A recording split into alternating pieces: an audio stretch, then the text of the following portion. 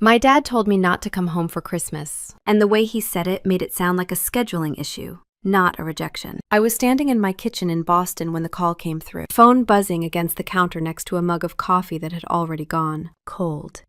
Outside my window, the street was quiet in that late December way. Lights up, snow pushed into gray piles along the curb, people already home with their families. I remember thinking it was odd he was calling instead of texting. That should have been my first clue. Paige's voice was already on the line when I answered. She had me on speaker. I could tell by the echo, the way my own hello came back at me half a second later. "So," she said, drawing the word out, "we need to talk about Christmas." Her tone was light, almost cheerful, the way she gets when she thinks she's being reasonable. I leaned back against the counter and crossed my ankles, listening. She didn't wait for me to respond. She never does. She said that since I was doing so well now, and since I made more money than anyone else in the family, it only made sense that I handle the big gift this year. I asked what she meant by big gift. There was a pause, and then she said it. She wanted a new SUV, not used, not last year's model. New. She said it would be perfect, because it could be her Christmas gift and her future wedding gift all in one. Very efficient. Her word, not mine.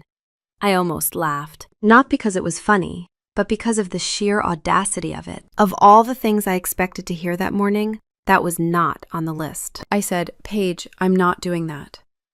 I kept my voice even. I remember noticing that my hands weren't shaking. That surprised me. She immediately jumped in, saying I could afford it, that I was always talking about budgeting and planning and investing. So what was the point of all that if I couldn't help my own sister? She said everyone knew I had money. She said I was being dramatic about nothing. I took a breath. I told her I was saving for my MBA tuition. I said it plainly, like a fact, not an argument. I said I was paying for it myself, part-time, on purpose, and that it mattered to me. That was when her tone changed. "Oh my God," she said, "there it is. You always do this. You always bring up your degrees like that makes you better than everyone else. You are so cheap, Lena. You really are."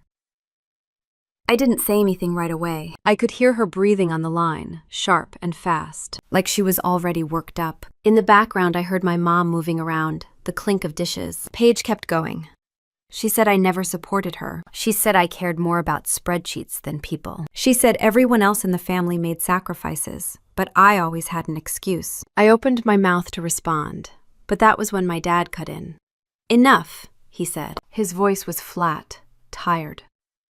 I recognized that tone. It was the one he used when he wanted something to stop without actually dealing with it. He said that Christmas was supposed to be about family, and that I couldn't be supportive, then maybe I shouldn't come home at all. He said it slowly, like he was choosing his words carefully, like this was a reasonable conclusion he had arrived at after weighing all the options. If you can't be supportive, don't come home. There it was. For a moment, no one spoke. The silence stretched, thick and awkward. I could hear my own breathing, steady, a little too loud in my ears. I waited for my mom to say something. She didn't. I realized then that this wasn't a discussion. It wasn't even a fight. It was a decision that had already been made, and I was just being informed. I felt something settle in my chest, cold and clear. Not anger, not sadness, recognition. This was what it looked like when you were optional. I said, "Okay." Just that. One word. Paige scoffed. My dad sighed, like I was being difficult by not pushing back. No one asked if I was all right. No one asked what I would do instead. The call ended shortly after that. There were no goodbyes. The screen went dark, and my reflection stared back at me, a little pale, eyes too bright. I stood there like an idiot, phone still pressed to my ear. If you've ever been cut out of something quietly, you know the feeling. There's no explosion, no dramatic exit, just the dull realization that everyone else moved on without you. I set the phone down on the counter, screen facing up, and watched it like it might light up again. It didn't. I didn't call back. That part was new. Normally, I would have smoothed things over. I would have explained myself again, found a compromise, transferred some money just to keep the peace. That had been my role for as long as I could remember. The reliable one, the reasonable one, the one who didn't rock the boat. But something about the way my dad said it, "Don't come home" flipped a switch on me. It wasn't about the car. It never was.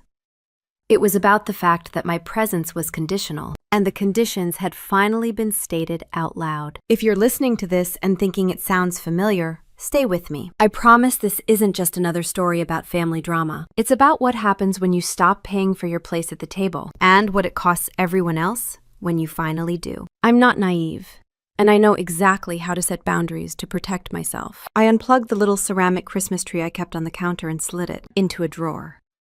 It felt silly to leave it out. I rinsed my mug and set it in the drying rack.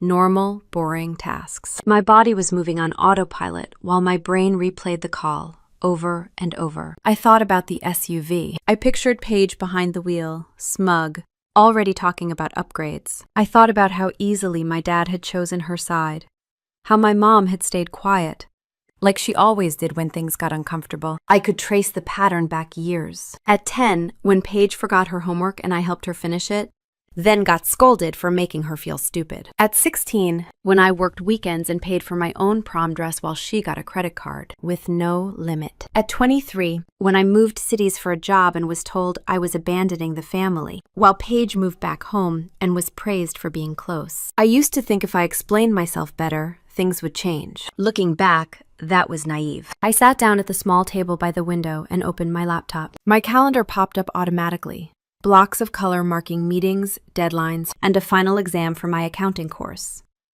My life, laid out in neat rectangles. Christmas Day was empty. No travel, no obligations, just white space. I closed the laptop. I wasn't angry yet. That came later. What I felt in that moment was something closer to resolve. A quiet, steady decision forming under the surface. If I wasn't wanted, I wouldn't beg. I picked up my phone one more time. No new messages. I scrolled through the thread with my family, my own texts dotted between theirs. Always longer, always trying to explain. I noticed how often I said, sorry. I hadn't realized before. I typed a message, then I deleted it. I set the phone face down this time. Outside, a car drove by slowly, tires crunching over old snow. Somewhere down the block, someone laughed. Life was continuing, indifferent to my small personal crisis. That night, I lay in bed staring at the ceiling, listening to the hum of the radiator. I thought about what it would mean not to go home. Not just this year, ever. The idea scared me. It also felt strangely freeing. I didn't sleep much. Around 3 in the morning, I got up and wrote out my budget, numbers lining up neatly on the screen. Tuition, rent, savings. I recalculated a few things, made adjustments. If I was going to do this alone, I wanted to be prepared. By the time the sun came up, pale and weak through the window, I knew one thing for sure. This wasn't the end of my story. It was the moment I stopped letting other people write it for me. I sat there for a long minute after the sun came up, just listening to the quiet of my apartment, the faint creak of the radiators, the soft hum of the fridge. Nothing dramatic. No tears. No anger boiling over, just the stillness I had never felt before, like my mind finally caught up to something my body already knew. By the time evening rolled around, Christmas Eve inched in the way winter nights do in Boston, slow and heavy. The sky outside my window turned a washed-out blue, then gray, then black. Streetlights flickered along Tremont Street, throwing long shadows across the snowbanks. I stood in the middle of my studio, looking at the little ceramic tree I had shoved into a drawer earlier that morning. It wasn't even a real tree, just a tiny thing with painted bulbs and a chipped corner from when I dropped it during a move. I pulled it out and set it on the counter. For a second, I almost plugged it back in. Habit, I guess. My hand hovered over the cord. Then I let it fall. I wrapped the tree in a dish towel, placed it in a storage bin under my bed, slid the bin closed, and that was that. Next came the plane ticket. I found the printed confirmation on my desk, edges curled, ink fading. I ran my thumb along the top of it. Boston to Raleigh, departing the morning after Christmas Eve. It felt like it belonged to someone else now, a version of me who still had a place to return to. I folded the paper in half, then in quarters, then tore it once, then again. 8 pieces, 16. I dropped the pieces in the trash and closed the lid. I didn't block anyone. I could have. I thought about it once or twice, but blocking felt dramatic, and I wasn't interested in theatrics. I wasn't punishing anyone. I was done reaching. So I opened the group thread with my family, pressed the little bell icon, and put them on mute. The screen went quiet. No new messages, no missed calls, not even a question from my mom. That part stung more than I wanted to admit. I made myself dinner, scrambled eggs and toast, nothing fancy. I ate standing at the counter, staring out the window at the quiet street below. Somewhere in the building, someone was laughing. A warm, muffled sound. I let myself listen to it for a moment. It didn't hurt the way I thought it would. When I climbed into bed that night, the apartment felt bigger than usual. Too much air.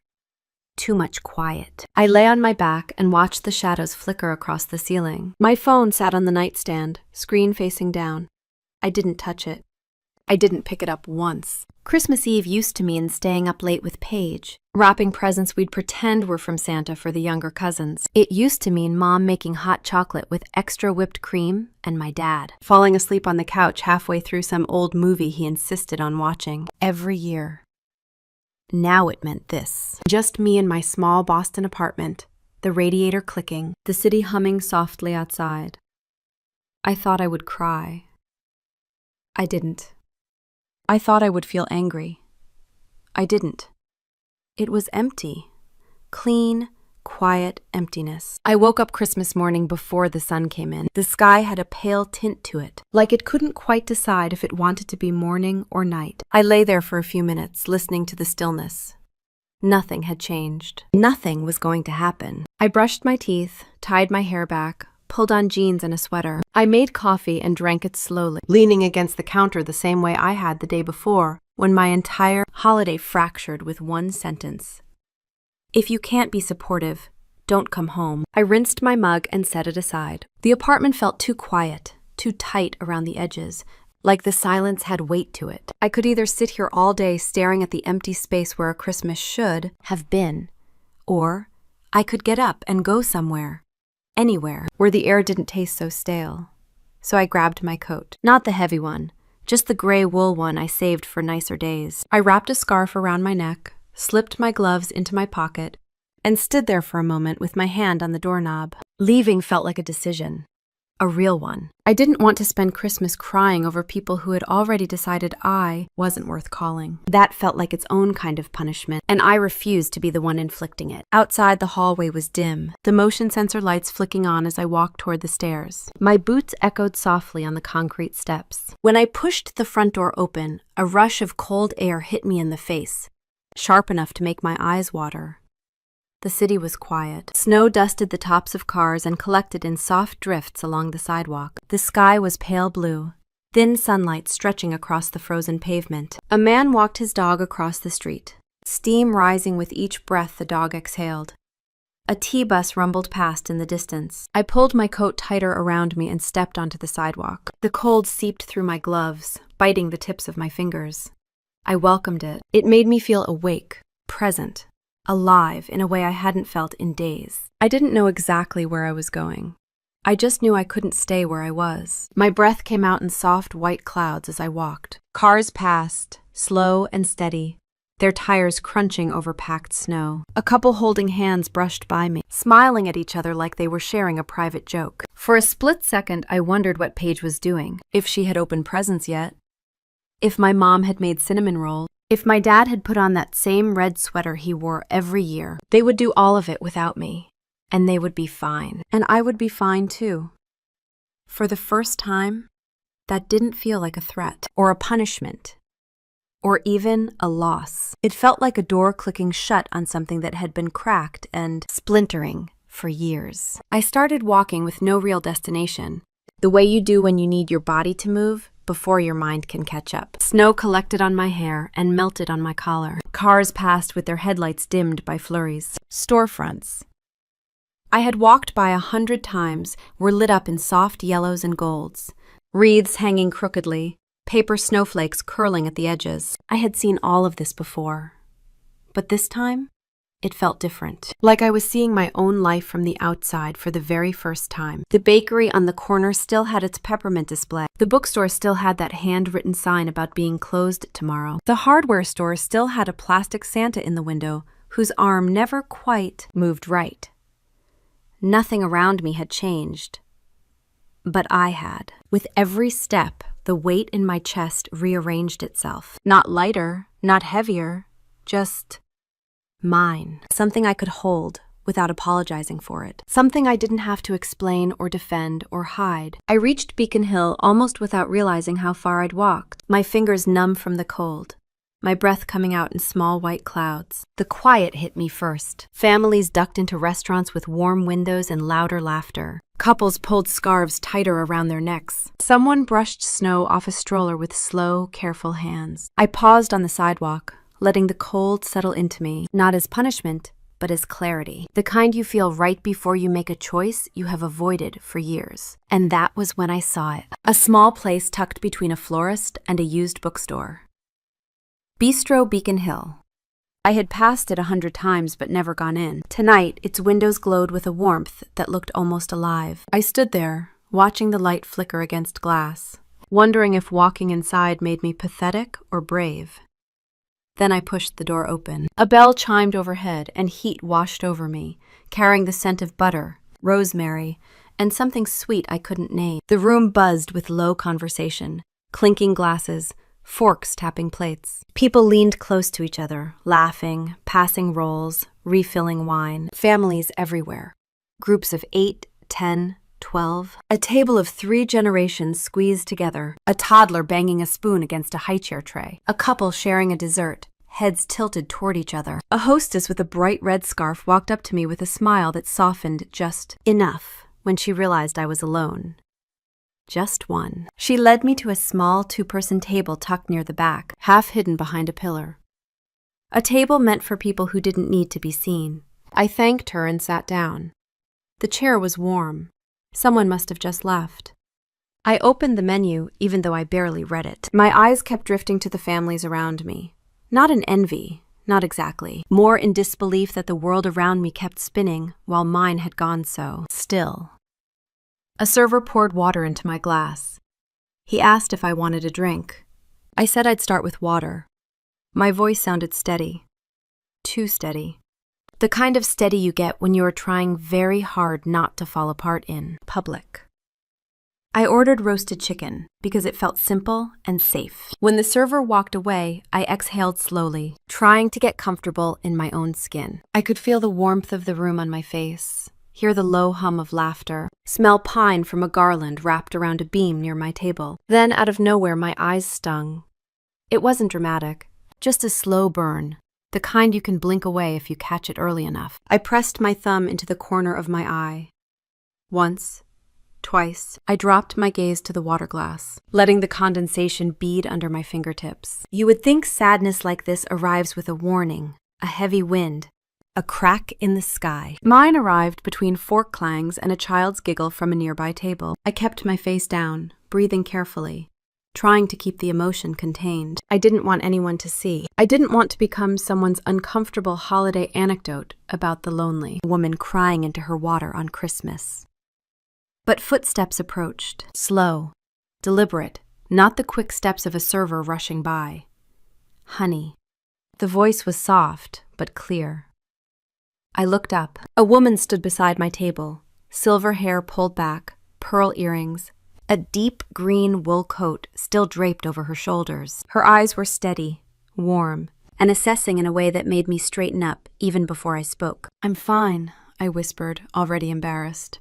"Just tired." She tilted her head slightly as if that answer floated past her without landing anywhere meaningful. No one should eat alone on Christmas. It wasn't a question. It wasn't even a pity. It was a statement delivered like a truth she had carried for years. I opened my mouth to decline whatever offer she was clearly working toward, but she put up a hand gently before I could form the word. "My family is right over there." She gestured to a large round table near the window, covered in plates and wine glasses and a centerpiece of pine cones and candles. "We have room." You would be doing me a favor, honestly. My sons are arguing again about football, and I could use a new face to break the tension. I blinked at her. She looked like the kind of woman who didn't say things she didn't mean. Not pushy, just certain.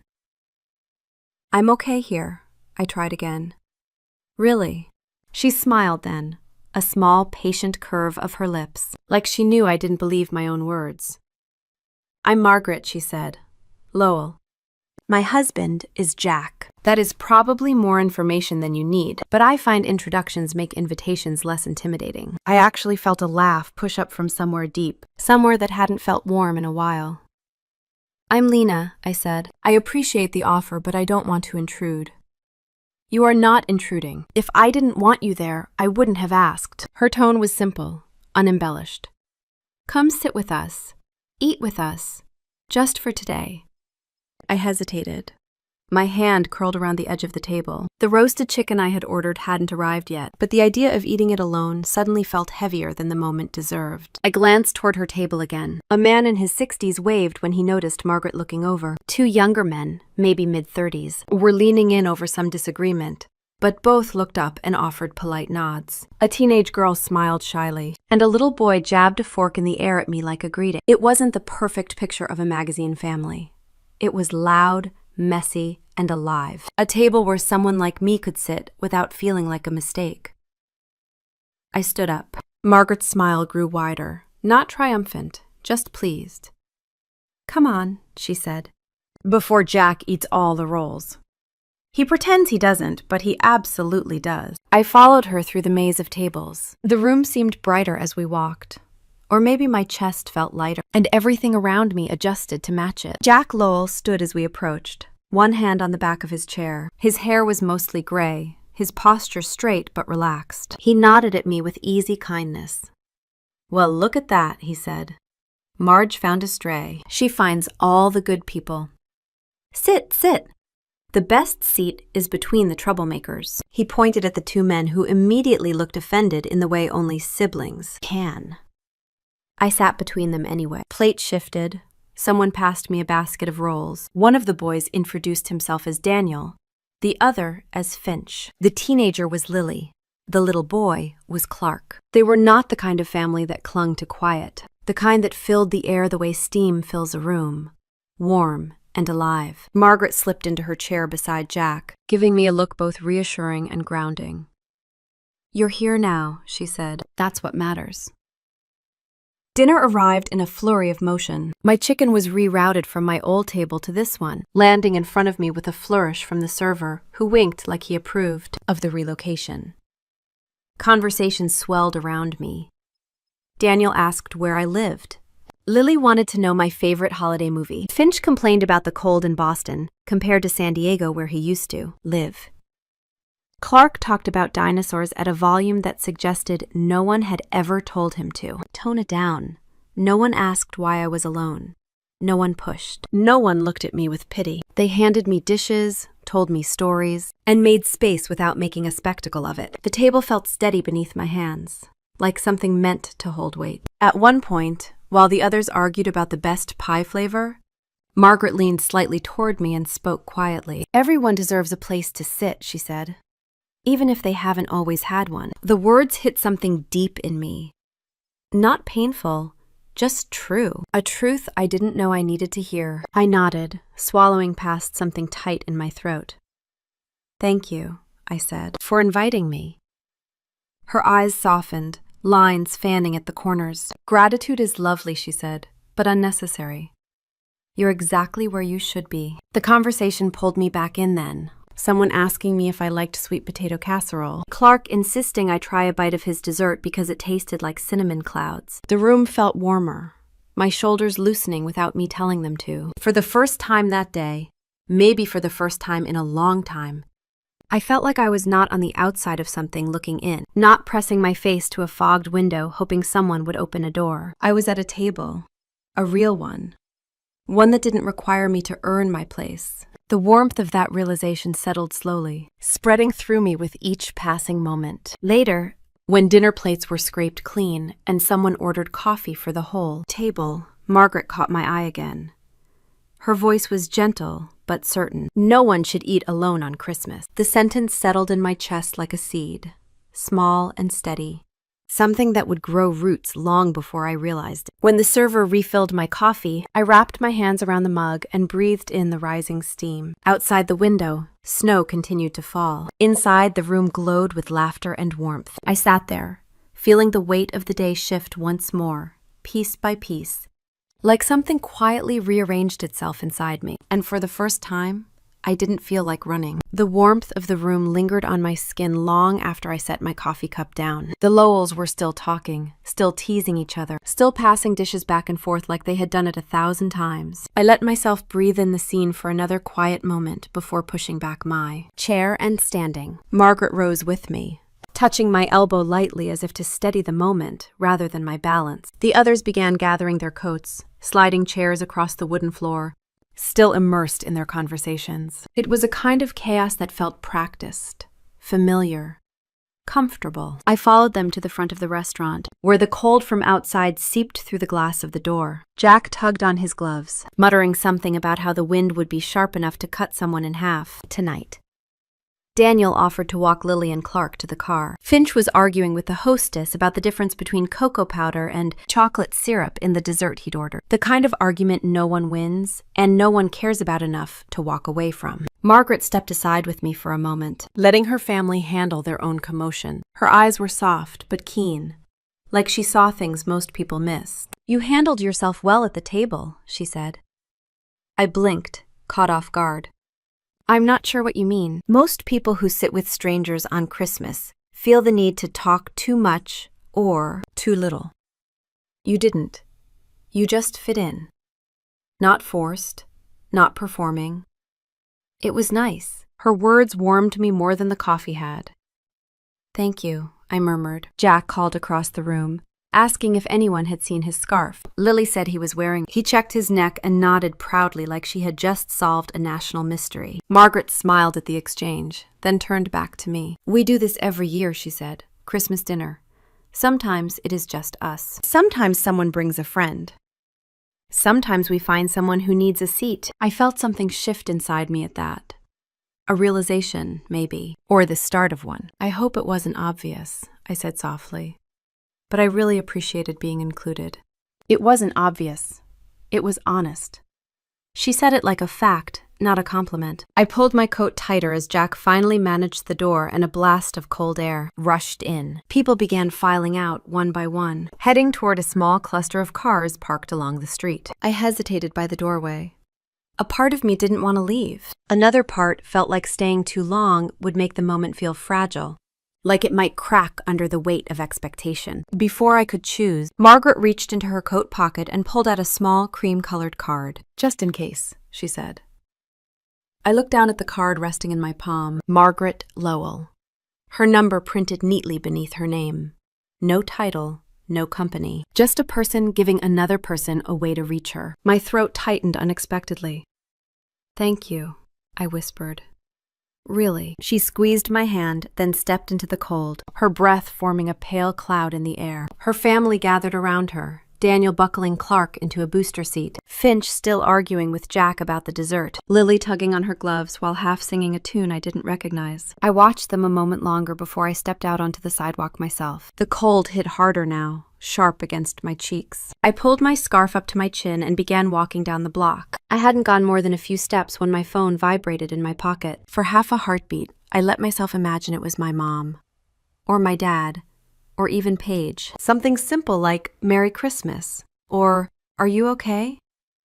I pulled the phone out. Nothing. Just a calendar alert reminding me I had a work deadline the following week. I stared at the screen for a long moment, letting the truth settle in the way cold settles deep into your bones. If you stand still too long. No message from anyone in my family. Not a missed call. Not a text. Not even an accidental pocket dial. The sidewalk suddenly felt wider, emptier. I slipped the phone back into my pocket and kept walking. A car drove by slowly, holiday lights blinking in its back window. A couple laughed loudly from across the street. Somewhere above me, the faint hum of an apartment heater rattled. Normal sounds. Ordinary sounds, life sounds. But none of them felt connected to me. I walked until the restaurant lights faded behind me, and Beacon Hills quieter. Side streets opened up, lined with brownstones and wrought iron railings dusted with snow. I stopped beneath a street lamp and exhaled a long, steady breath. It came out white, curling into the night before fading away. The thing about silence is that it can feel like abandonment or relief, depending on who you are waiting to hear from. Tonight, it felt like both. I kept moving, hands buried deep in my pockets, Margaret's card still warm against my palm through the fabric. I thought about her words at the table, the way she said them like she was stating a universal truth. Everyone deserves a place to sit. The sentence clung to me as I walked back toward my apartment. Boston's nighttime lights reflected off patches of ice on the sidewalk, turning them amber and blue.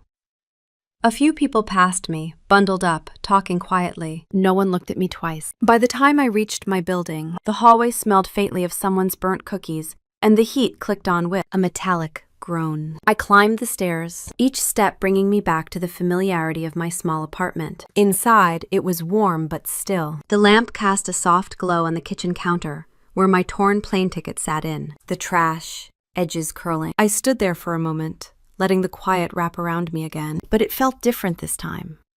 Less like emptiness, more like space. The kind that could hold something new if I let it. I set my coat on the back of a chair and pulled Margaret's card from my pocket. I traced the letters of her name with my thumb. A stranger had seen me on Christmas. Not for what I lacked, not for what I failed at, but for the simple truth that I was alone. And instead of turning away, she made room. I placed the card on the counter, careful not to bend it. It struck me then in a way that made my chest tighten. Kindness does not require blood. It does not require history, or permission, or obligation.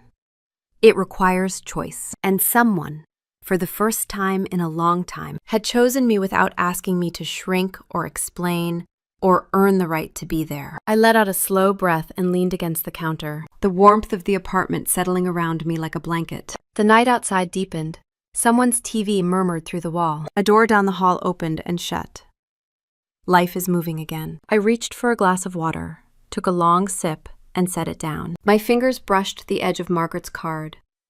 Just in case, she had said. It was strange how 3 words from someone you barely knew could settle deeper than 30 years of silence from people who claimed to love you. I stood there in my quiet kitchen as the weight of the day softened, piece by piece, sinking into something less sharp, less heavy. And for the first time in a long while, I didn't feel entirely invisible. I turned off the light, leaving only the faint glow from the street filtering in through the window, and walked toward my bedroom. Tomorrow will be different.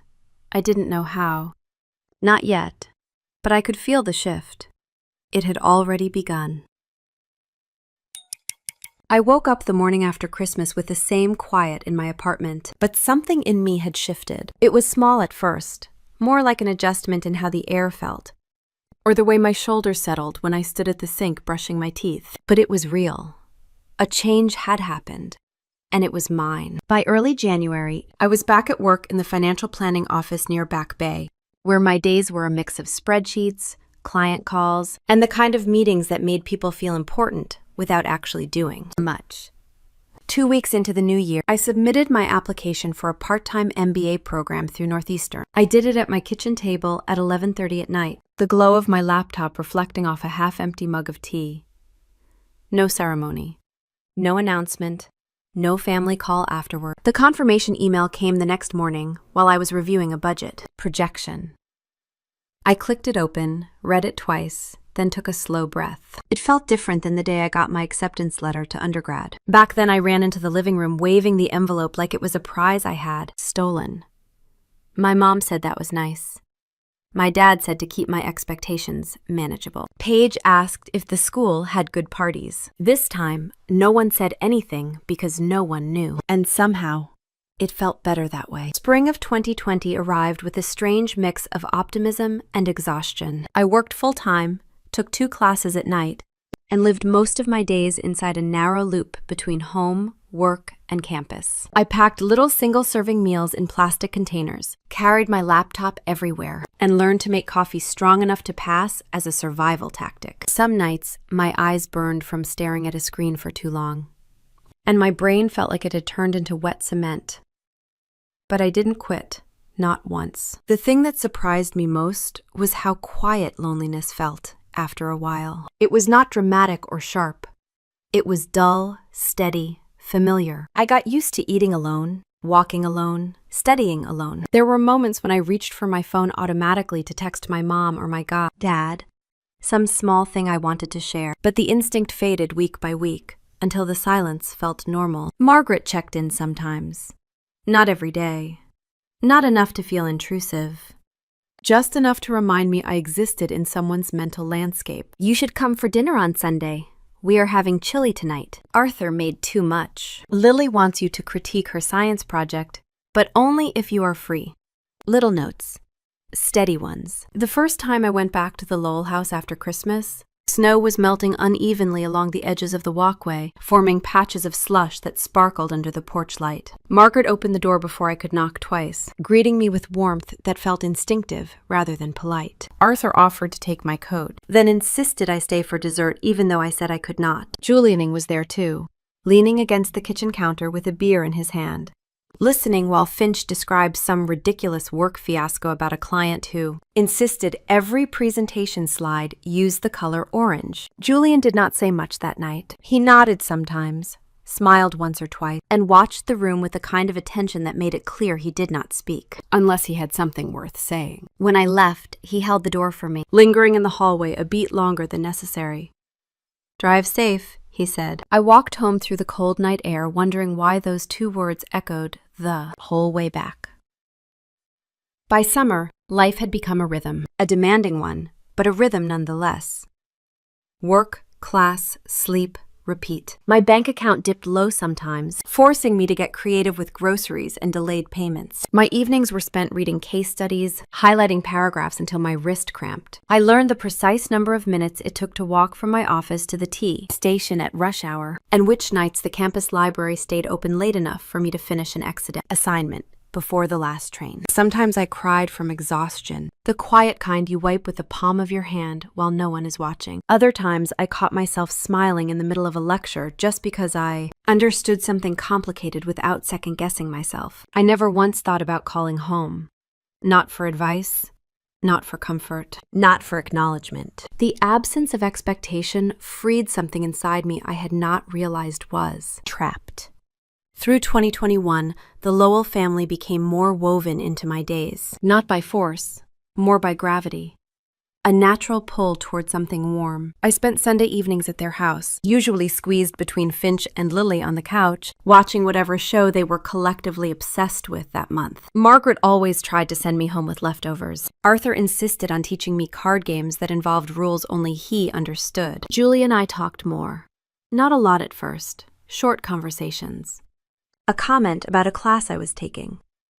A question about a project he was working on. He was steady in a way that made it easy to relax around him, even though I did not understand yet why that mattered. In the fall, when the city cooled and leaves turned the sidewalks gold and brown, Julie helped me replace a broken latch on a window in my apartment. We stood there afterward, both slightly dusty, looking at the newly fixed frame like it was some grand accomplishment. He laughed quietly, a low, warm sound, and it startled something in me awake. Later that night, I caught myself replaying that laugh in my head and had to remind myself not to read too much into things.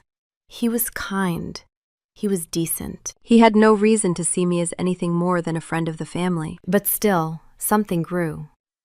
Slow, quiet, solid. By the time 2022 rolled around, I had passed the midpoint of my MBA program. I could read financial models in half the time it used to take. I negotiated a small raise at work after building a report that saved my team dozens of hours each quarter. My schedule was still tight, my bank account still modest, but something had changed.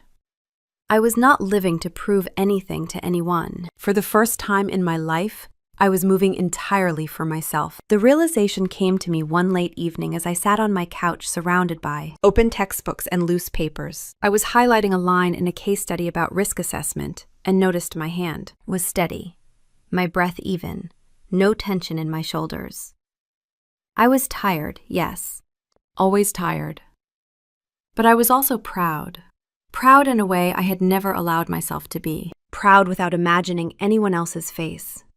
proud without waiting for approval. I set the highlighter down and leaned back, letting the moment sink into my bones. I was doing fine. In fact, I was doing better than fine. Not because I had something to prove, because I had finally stopped proving it. Around that same time, Margaret invited me to a small family gathering for Arthur's birthday. I brought a pie from a bakery near my apartment because I had not mastered the art of baking anything that required more than one step. Lily shrieked when she saw me at the door, grabbing my hand and dragging me straight to the dining room where she had set up some elaborate display of cards and drawings she wanted me to see. Julian was there too, standing near the kitchen doorway, wearing a navy sweater that made his eyes look warmer than usual. He smiled at me, a soft smile that reached his eyes, and something tightened and loosened at the same time in my chest. I handed Arthur the pie. He said it was too much. I said it was nothing. Julian murmured that fruit pies were Arthur's weakness. Arthur laughed and denied it, then asked someone to get plates. The room felt easy, familiar, like I had been walking into that house for years instead of months. Later, when I stepped outside to leave, Julian walked me to my car. The night was crisp, the sky clear enough that you could see a handful of stars through the city glow. My breath formed little clouds as I exhaled. "You doing all right with school?" he asked quietly. "Better than all right," I said. He nodded once, pockets stuffed into his coat, watching me with a thoughtful expression. "Good. You deserve that." The words landed deeper than I expected. I swallowed, suddenly aware of how close he was standing. "Thank you," I whispered. He stepped back then, giving me space, but his voice held a warmth I felt long after I drove away. "See you Sunday." And for the first time, those 3 words did not feel like a routine parting. They felt like a promise. By the end of the year, my life had become something I never predicted. I had a demanding job, a demanding degree, and a demanding schedule. But I also had something steady. A place to sit on Sundays. People who looked for me when I walked through the door. A quiet thread of connection with Julian that neither of us rushed. I never once heard from my mom or my dad. Not a birthday message, not a holiday call, not a single word. If Paige got married, I did not know. If my parents moved, I did not know. If anything happened in that household, I knew only one truth. My absence had made no noticeable dent. And yet, somehow, I was not shattered by that fact. I was living a life built without permission, without apology, without shrinking myself so someone else could stand taller. One evening in early winter, after a long study session, I sat by my window with a cup of tea, watching the city lights shimmer against the snow. I rested my hand against the cold glass, letting the contrast of warmth and chill settle into me. I was no one's afterthought anymore, no one's placeholder. No one's backup plan. I belonged to my own life now, and slowly, quietly, that life was beginning to expand in ways I had not expected yet. The kind of ways that would eventually pull me into something much bigger than I realized that night as I sat alone in my apartment with a stack of textbooks and a steady heart. Something that would lead me somewhere I could not yet see. Snow was still drifting across the sidewalk when Julian and I stepped into the world. The lobby of the Harwell Plaza Hotel. The place looked like it had been carved out of gold. Crystal chandeliers, marble floors, polished brass railings that gleamed under soft white lights. The kind of place where a person like me usually walked in with a purpose, not as a guest. I tried to tell myself this was just another fancy Boston wedding. Nothing more, nothing less. I had no reason to expect anything else. Not yet. People in gowns and tailored suits drifted toward the grand ballroom as a pair of violinists played near the entrance. Julian reached for my hand, not squeezing, just resting his fingers lightly against mine. I could tell he was excited to introduce me to his circle. I was ready for a normal night. A pleasant one, even. We reached the edge of the ballroom, where servers in crisp white jackets carried trays of champagne. Soft chatter rolled across the room like warm air. The ceremony had already ended, and guests were moving through cocktail hour in loose clusters. I scanned the space out of habit, not out of nervousness. And then something inside me went still. Near the tall, arched window, under an enormous floral installation of white roses and eucalyptus, stood my family. My dad is in a dark navy suit. Mom in a pale silver gown. Paige in white lace, laughing beside a man I assumed was her new husband. The Hale family stood near them, tall men in tuxedos and women in sleek gowns that looked like they had been tailored that morning. My throat tightened with a shock so sudden it felt physical. Julian was mid-sentence when I stopped walking. His hand slipped from mine as he turned to look at me. I could not pull my eyes away from that corner of the room. For a heartbeat, I hoped maybe my mind was tricking me. But no, they were there, all of them. And not one person had mentioned my sister was getting married. I felt my breath leave me in a slow, controlled stream. I had two choices: walk away quietly, or walk forward and stand in front of the people who taught me how to pretend everything was fine. I chose forward. Julian frowned slightly, confused, but followed a step behind me as I moved across the room. Each step felt heavier than the last, like the air itself was thickening. Paige's laugh carried across the space, bright and effortless. She had no idea I was there. Neither did they. I stopped just a few feet from them. My heart did not race. My hands did not shake. The calm that settled over me felt unnatural, almost clinical. I waited until my dad turned his head slightly, catching movement in his peripheral vision. His eyes landed on me.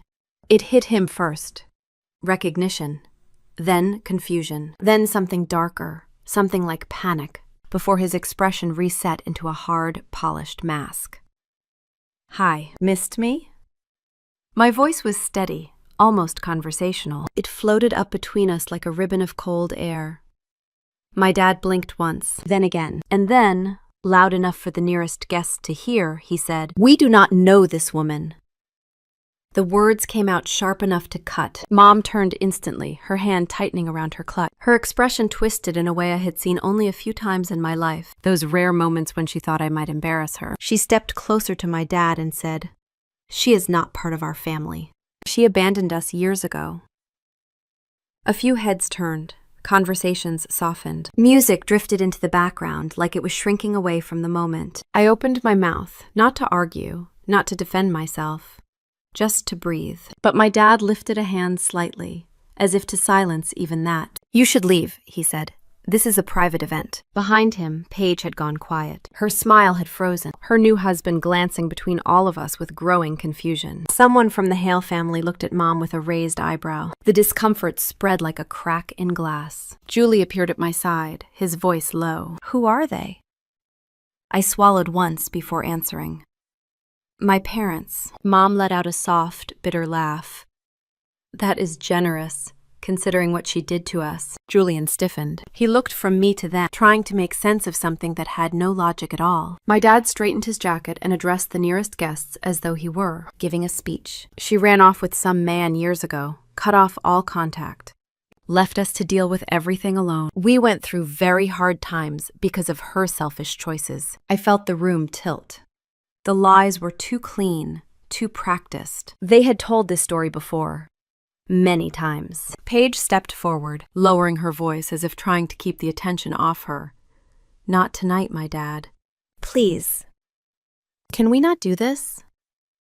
But my dad was in full performance mode, loud enough now that more guests were turning to listen. Even the servers slowed their steps. "Paige suffered the most," he continued, shaking his head like a disappointed preacher. "She tried so hard to hold the family together while her sister refused to help, would not even visit, would not contribute when we needed her." The air around me burned cold. Something inside me folded in on itself, not breaking, just contracting into a smaller, harder shape.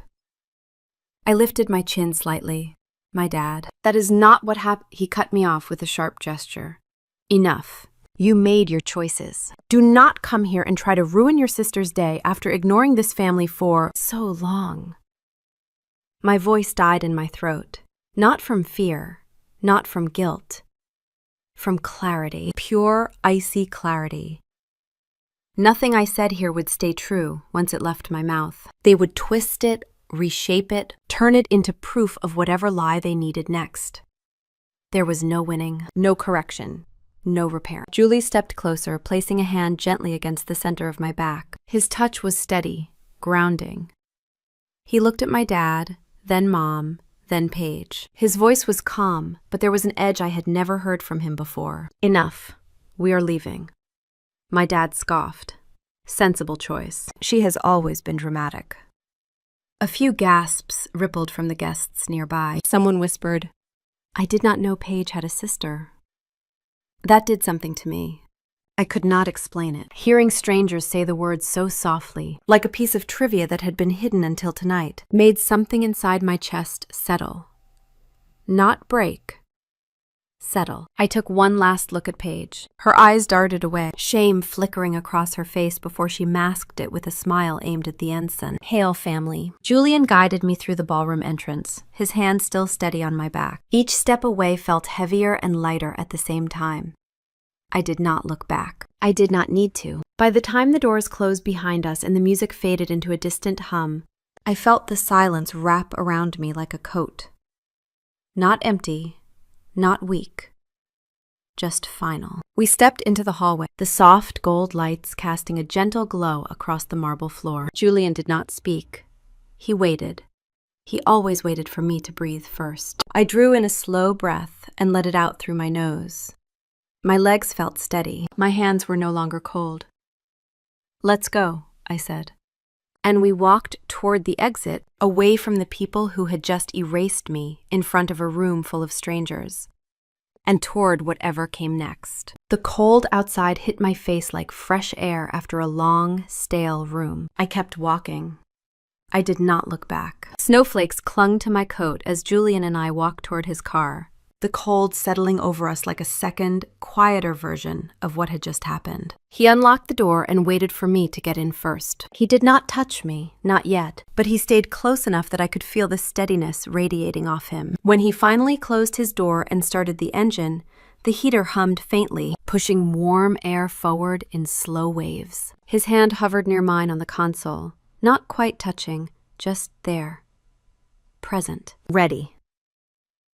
Patient. The city lights blurred past my window as the car eased onto Boylston Street. I could hear the thud of my heartbeat in my ears, steady, dull, almost like it belonged to someone else. No words would come, not even the simple ones. I sat there stunned, watching the snow fall in the streetlights, replaying every second of the scene in that ballroom. I had expected distance from them, maybe cold politeness. Maybe a nod. I had even considered the possibility that they might turn their backs, but I had not expected that. The lies, the performance. The way my dad's voice grew stronger with each accusation, like he had been rehearsing it. The way Mom's eyes sharpened the moment she realized she could use the moment to reinforce the story she wanted the world to believe. I pressed a hand to my chest, as if something inside me needed steadying. Julie Bien broke the silence softly. "Let me know if you want me to pull over." I shook my head. "No, I am okay." The words came out too calm, too even, the same tone I had used earlier in the ballroom. He did not push. He simply kept driving, the wipers sliding back and forth in slow arcs. The city looked different through the windshield, like everything had softened except the ache inside my ribs. Somewhere near Copley Square, the quiet inside the car shifted. Not broken, just rearranged. I thought about the whispers I heard behind me before I left. Not loud, but clear enough to carve into the moment. Paige's sister ran off years ago. She caused so much grief for the family. I heard she refused to help when her dad was sick. How could Lowell's son go with her? Each sentence came back to me like a tiny shard of ice landing on my skin. They did not say it with malice. They said it like it was fact. Like it was something everyone already knew. Like it had been repeated enough times that no one questioned it. That was the part that made my stomach drop. This was not a story invented in panic. It had weight, familiarity, muscle memory. They had been telling this story for years. My whole timeline rearranged itself in my mind. The silence from them, the sudden coldness, the refusal to call, the way no one reached out after Christmas. They had not just let me go. They had rewritten me.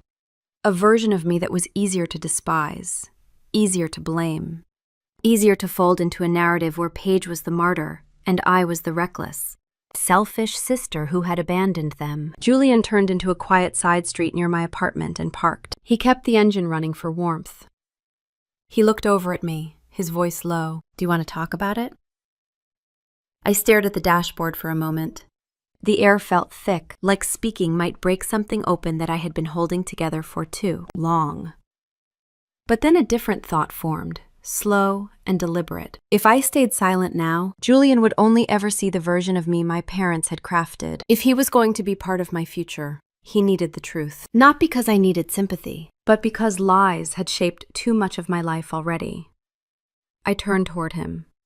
Yes, I think I need to. He nodded once, the same steady gesture he had made the night we met, as if he were bracing without fear. So I told him. I started with the simplest thing. The SUV argument. How Paige insisted I buy her a new car as a Christmas and wedding gift because I supposedly made more money. How she twisted my refusal into proof of jealousy. How my dad immediately agreed with her, calling me unsupportive, selfish, and ungrateful. Then I told him about Christmas Eve, the call. My dad told me not to come home. The way the silence afterward felt like the house had swallowed me whole. Julian stayed quiet, listening closely. Not interrupting, not reacting too quickly, not jumping in with solutions. That alone made it easier to keep talking. I moved through the rest.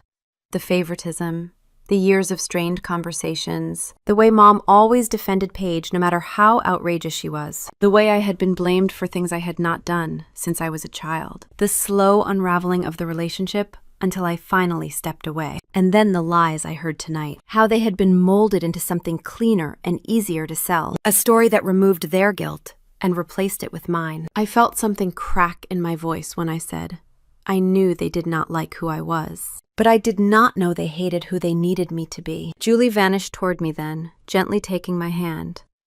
I let him. My fingers felt stiff, cold, but his were warm. I'm going to show you something, I said quietly. I dug into my coat pocket and pulled out my phone. I opened an old folder I had not looked at in a long time. It held screenshots, missed calls, the last voicemail Mom ever left me.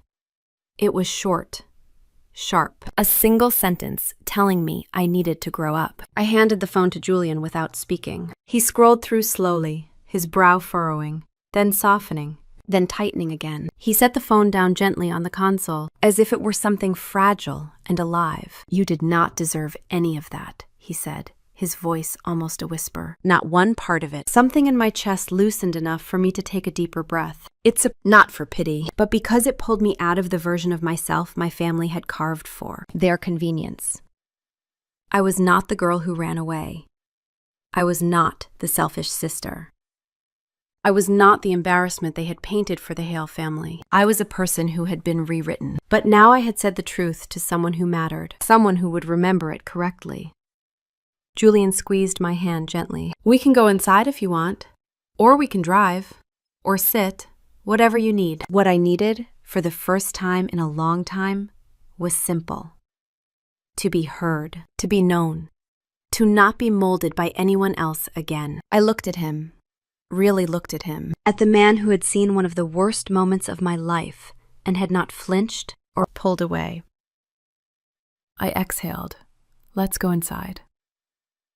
We got out of the car. The cold air wrapped around us again, but it felt different now, sharper but less invasive, almost like it was clearing the path in front of me. Julian walked beside me all the way to my apartment door. Neither of us spoke. We did not need to. Inside, the quiet was warm, familiar. Mine. I hung my coat on the hook near the door and turned around. Julian was watching me with a look that was not pity or panic. It was something steadier, something that told me he was not overwhelmed by the weight of what he had heard. It told me I had done the right thing. I sat on the couch, pulling my legs up under me. Julia began the chair across from me, giving me space but staying close enough that I could feel the calm coming off him in steady waves. For a while, neither of us spoke. Then he said, in a voice so gentle it surprised me, "You are stronger than you think." I shook my head once, almost laughing. I do not feel strong. You do not have to feel it to be it. I let that sit there for a moment, settling into the quiet like a stone sinking into water. The truth had finally been said. Not the version they had written, not the story strangers whispered behind my back. The real one. And for the first time in years, I felt something shift inside me. Not anger, not grief. Something closer to ownership.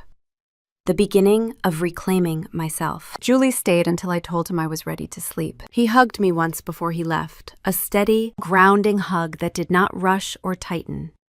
Just held, long enough to remind me that not every connection in my life was built on conditions. When the door closed behind him and I stood alone in the quiet of my apartment, I let myself breathe in the stillness.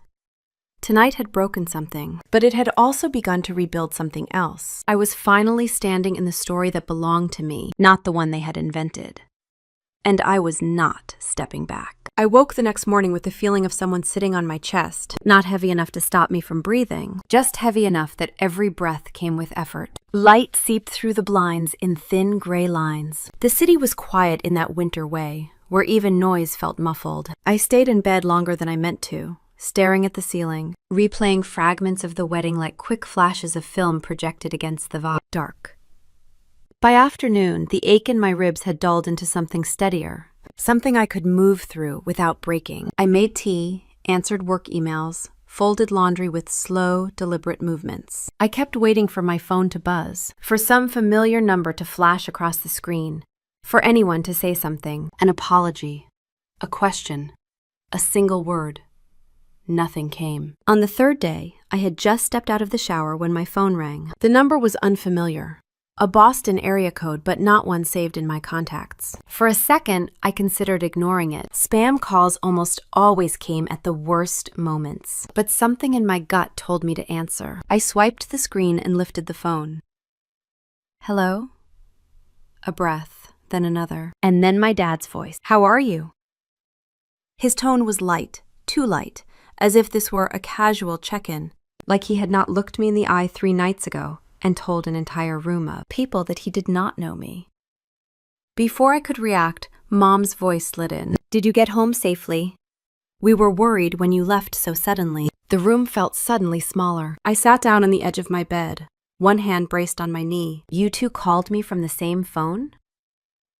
Well, my dad said, the Hale family has been here going over some things. We happened to be in the same room. I stayed silent, the kind of silence that is not passive, but sharp. Mom cleared her throat. We wanted to talk to you about the other night, just to make sure we are all on the same page. My jaw tightened. About what? A pause. And then Mom said it, her voice soft at first, then firming into something practiced. You need to keep quiet about what happened at the wedding.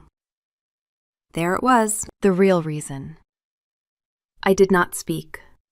Not because I was shocked.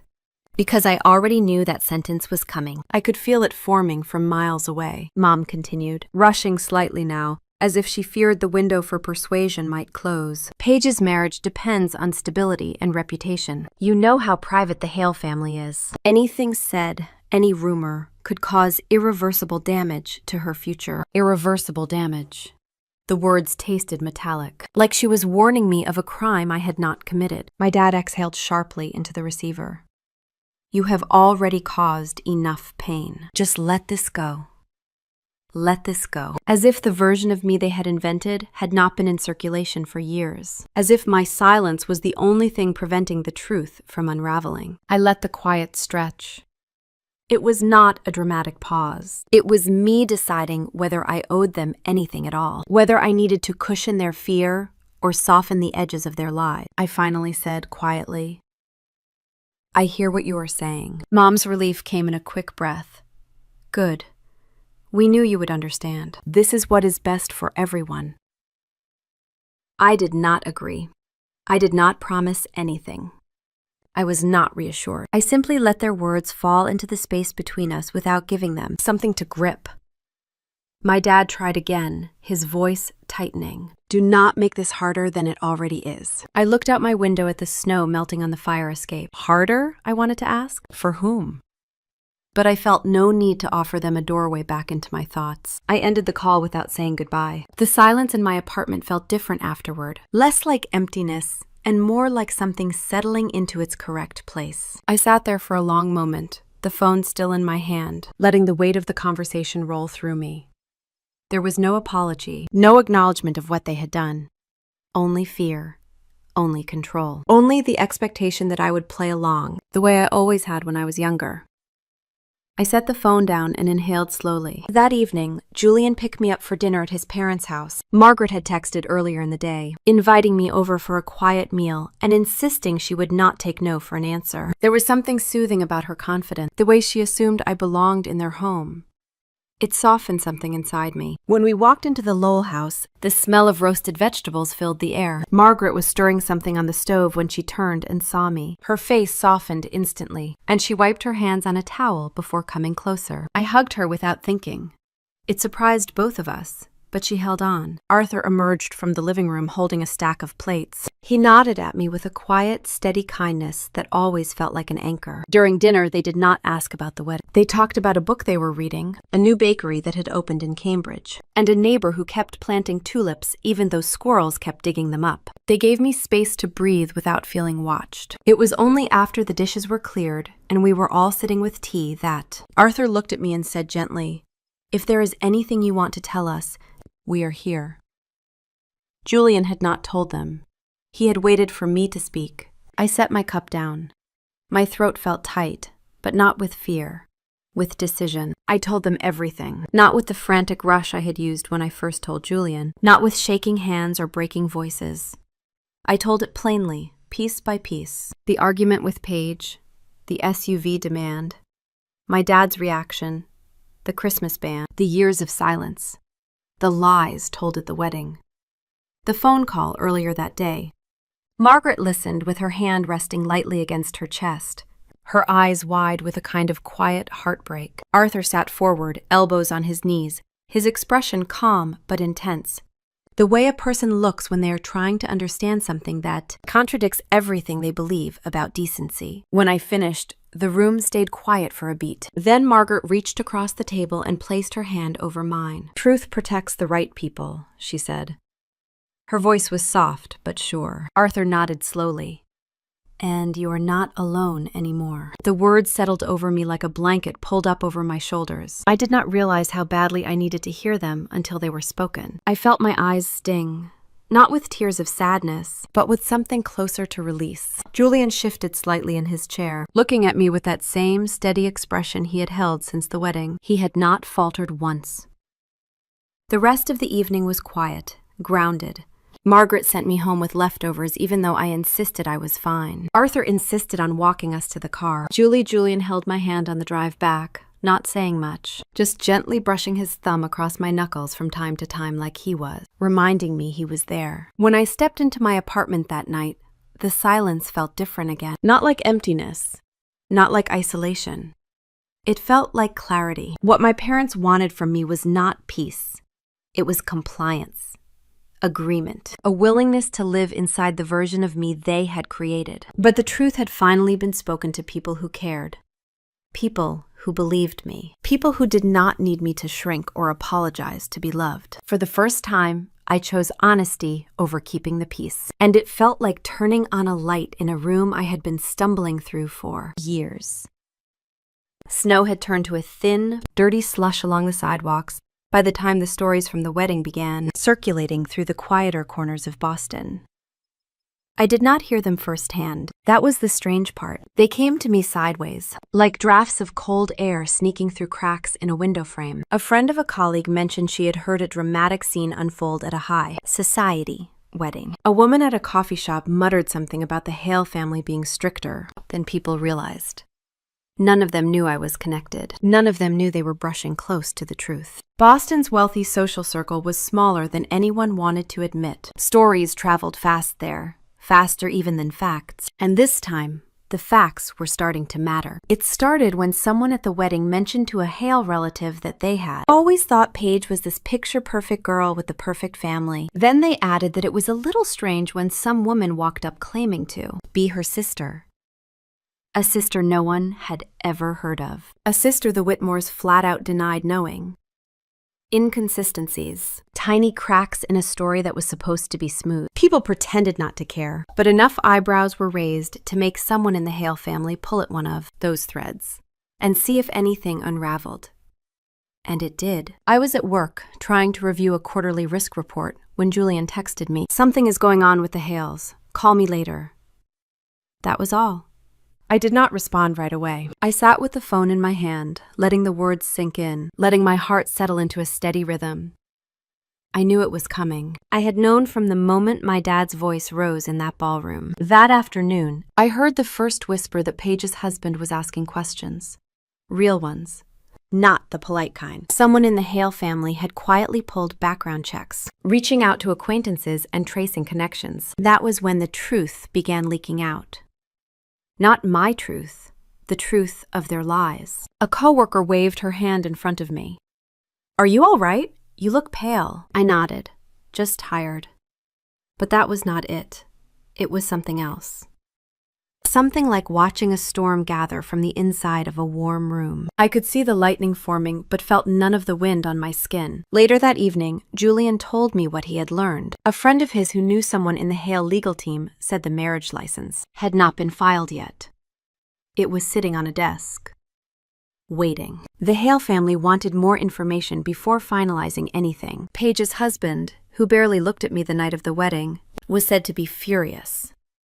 And not at me, at Paige, because he'd just found out she had been spinning this story for years about a selfish sister who abandoned the family and broke their parents' hearts. She never admitted there were two sides to anything. She never mentioned doubt. She never mentioned choice. He believed her without blinking. Until now. Until he realized the so-called awful sister Paige kept warning him about was his best friend's fiancé. The one he heard was cutting off from her family. The more he learned, the more questions he asked. Why had she lied? Why had she exaggerated? Why had she painted herself as the victim and me as the monster? Suddenly, her carefully woven story did not look so pretty under the harsh light of someone else's scrutiny. And then the calls started. My dad called first. The phone buzzed twice before going quiet. I watched it light up with his name and then darken again. I let it ring. He called again an hour later, and again that night. I declined each call like it was a reflex, like muscle memory. The next morning, Mom's texts began. "You are ruining your sister's life. Say nothing to anyone. Fix this." Every message pressed harder on the bruise they had created. None said, "I am sorry." None said we should not have done that. None said we hurt you, just commands. Blame. Demands for silence. I set the phone face down on my desk and walked to the kitchen, letting the kettle boil while my thoughts gathered themselves. Fix this. The words repeated themselves like an echo in my mind. Fix what? The truth they had shattered? The story they had created? The consequences that finally caught up? Around noon, the phone rang again. My dad's number this time. I let it go to voicemail. Then Mom tried, then my dad again. They alternated like they were passing the phone back and forth, building an urgent rhythm I refused to sync with. When the fourth call came, I answered. I did not speak first. Mom's voice burst through the speaker, tight and frantic. "You need to stop whatever you are doing. The Hales are reconsidering everything. Paige is devastated. They think she lied. They think we lied. You have to stop this." I stood at my kitchen counter, watching steam curl out of my mug. "I have not said anything," I replied quietly. "That is not the point," Mom snapped. "People are talking. They are digging. They are asking questions. And they are finding things they should not find." "You mean the truth," I said. A sharp inhale. "We need you to promise you will not speak to anyone about this. Not the Hales. Not anyone in that social circle. In fact, do not tell anyone you are our daughter at all. Just do not. It is complicated." There it was, the real request, the one beneath all the frantic noise. "Erase yourself for us." Again, my voice came out level, almost gentle. "Mom." She stopped speaking. I could hear her breathing, fast and shallow. "I will not lie for you." Silence, round and full, spread across the line. It lasted long enough that I wondered if she had hung up. Then she exhaled in a shaky burst, like my words had knocked the air out of her. "If you do not help us," she whispered, "Paige's marriage may not survive this." "That is not my responsibility," I said. and it never was. For a moment, I thought my dad might take the phone, but no one else spoke. I ended the call. This time I did not wait for it to ring again. I blocked the number. Both numbers. I sat there with the phone still warm in my hand, feeling something inside me shift into a position it should have taken years ago. I was not the cleanup crew. Not the scapegoat. Not the person who smoothed the edges of their bad decisions just so they could keep pretending nothing was wrong. I felt a strange mix of calm and clarity, like I was stepping out of a fog and finally seeing the shape of my own outline. Later that evening, Julian came over with takeout from a small Thai place near Cambridge. We ate quietly, both of us pretending it was a normal night, even though it was not. Between bites of curry, he reached across the table and touched my wrist. "You look lighter," he said. "Not happier, just lighter." I nodded. I finally drew a line. He smiled once, a small, respectful smile. About time. When he left, I walked to the window and watched the streetlights shine against the thin layer of frown, snow still clinging to the road. Cars passed in slow intervals. Somewhere in the distance, a siren wailed and then faded. My parents were unraveling. Their lies were unraveling. Their image was unraveling. And none of it had required anything from me, except the one thing I had never given them before. A boundary. For the first time in my life, I felt the ground beneath me hold steady as I walked away from them. Not in anger, not in grief, but in truth. And I did not look back. Snow fell lightly outside my apartment window the morning the news finally reached me. I was pouring coffee, the kitchen still dim, when my phone buzzed on the counter. It was a message from Celia Brooks, one of Julian's friends, someone who had been at the wedding but lived far enough from the center of the place. Drama, to speak plainly. "Call me when you're up. Something you should know." I dialed her while the coffee was still steaming in my mug. She picked up on the first ring. "Okay, so," she said, lowering her voice as if someone might overhear her through the phone. "I am not sure how much you want to know about your sister's situation, but things have changed." My stomach tightened. What happened? Her breath came out in a slow exhale. The marriage license expired. The Hale family never signed it. For a moment, I thought I had misheard her. The words hung suspended in the air, weightless and heavy at the same time. They did what? They refused to finalize anything. There was a pause. Then Celia added, "They think your family is too unpredictable, too much noise, too much instability." That was the phrase someone used.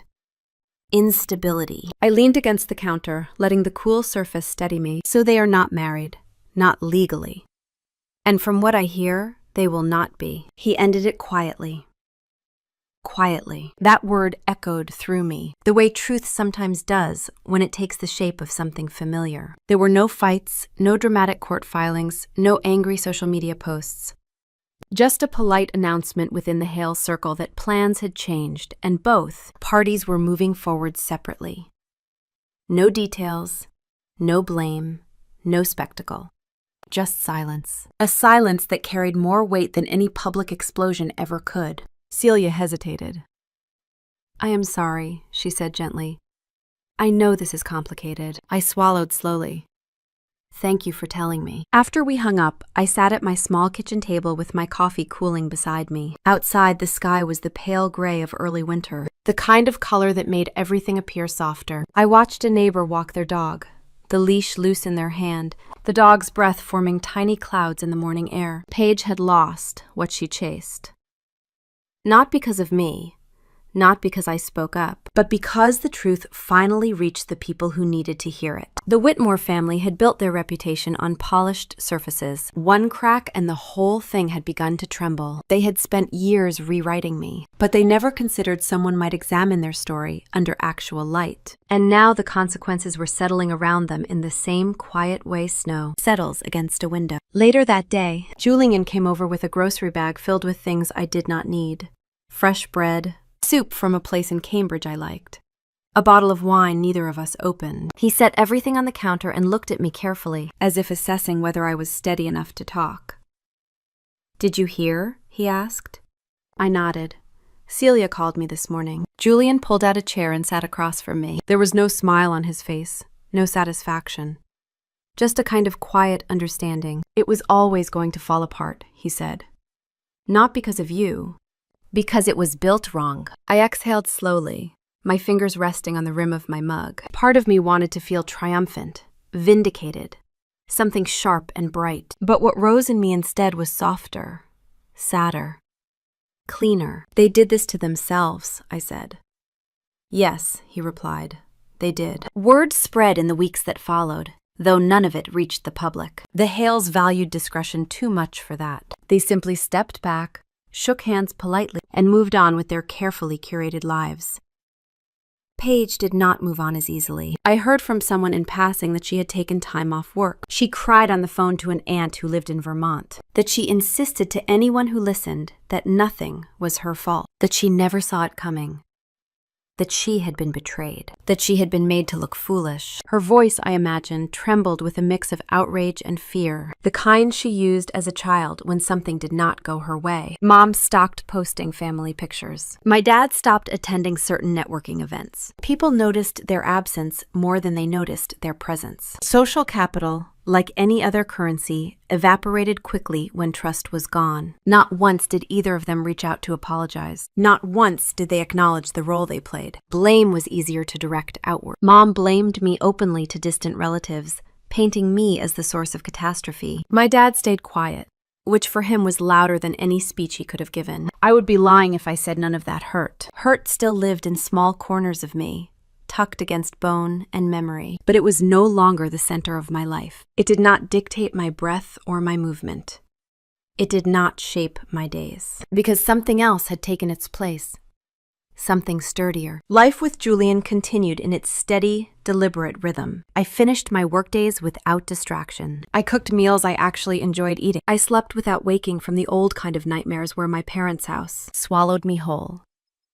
And when December came again, something shifted. Margaret invited me to her home for Christmas Eve. She insisted, in the same warm tone she had used the year before, that I bring nothing except myself and maybe the small cranberry dessert she knew I loved to make.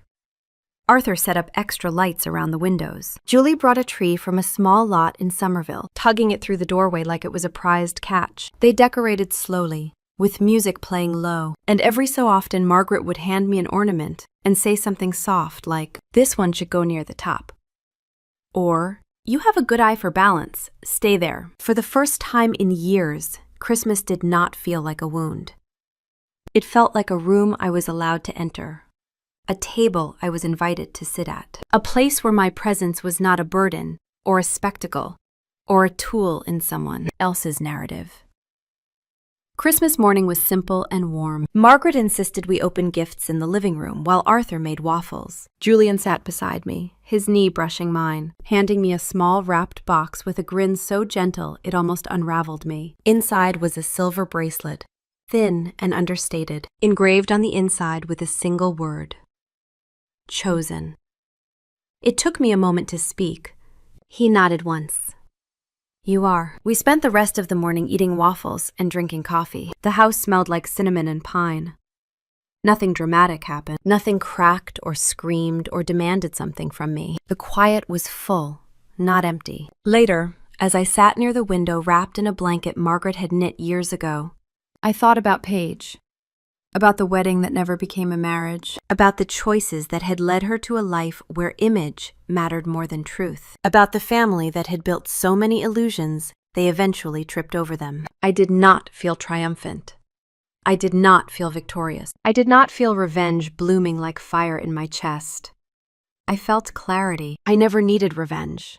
The truth handled everything, and in that truth, I found something I had never had before, a life not shaped by fear. A family not chosen by blood, but by kindness. A future that did not require shrinking or apologizing or carrying blame that was never mine. As the day softened into evening, snow began to fall again, delicate flakes landing against the window. Julian sat beside me, his arm brushing mine, the warmth of him grounding me in a way I never expected to find. I looked around the room at the Lowell family, at the quiet joy that filled the house like soft light. This was what family was supposed to feel like. Before the night ended, I stepped outside onto the porch for a breath of cold air. The sky was a pale silver, the snow drifting in lazy spirals. I let the cold settle on my face, then smiled to myself. If you've ever been told you were too much or not enough for your own family, remember this: silence can be power, and truth can be the loudest revenge. Tell me in the comments what integrity means to you and where you're listening from. Thanks for listening from Revenge Stories Lab.